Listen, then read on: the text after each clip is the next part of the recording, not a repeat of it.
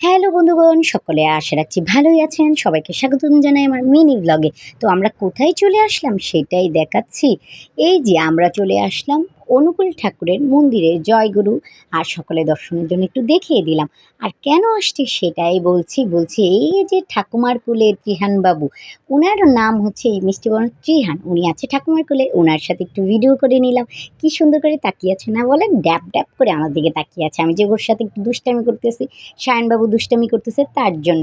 কি সুন্দর করে লেখা ত্রিহানের অন্নপ্রাশন। তারপরে কিছু ফটো নিয়ে নিলাম এই ছোট্ট বাবুটার সাথে। আর এ হচ্ছে তিয়ান বাবুর মা।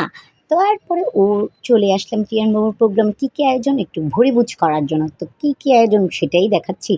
ছিল সবজি পোলাও, বেগুনি, পনির, কাশ্মীরি, চাটনি, তারপর হচ্ছে দই, মিষ্টি, শসা, লেবু, এগুলো তো থাকবেই। খুব সুন্দর খাবার ছিল, খুব মজা করে খেলাম। তারপরে এই যে অনেক মানুষ একসাথে এখানে বসা যায়, চেয়ার টেবিলও আছে, আবার হচ্ছে নিচেও বসা যায়। তারপর এখন তো আমরা খাওয়া দাওয়া করে বেরিয়ে পড়লাম। তারপরে এখানে সবাই খাওয়া দাওয়া করে বেরোচ্ছে, আবার অনেকে বসছে, এই আর কি। সবাই আবার সুন্দর করে সময় কাটাচ্ছে। এখানে আবার আমার স্কুলের ফ্রেন্ডের সাথে দেখা হয়ে গেলো, তার সাথে একটু ফটোশ্যুট করে নিলাম। সাথে সাথে আমার জামাইয়ের সাথেও একটু ফটোশ্যুট করে নিলাম। খুব সুন্দর জায়গা, আর কত শান্তির জায়গা। এখানে যদি একটু ছবি না তুলি হয়। সাথে সাথে আবার তিয়ানবাবু ঠাকুমার সাথে ছবি তুলে আমরা বেরিয়ে পড়লাম। এই ছিল তার প্রোগ্রামে।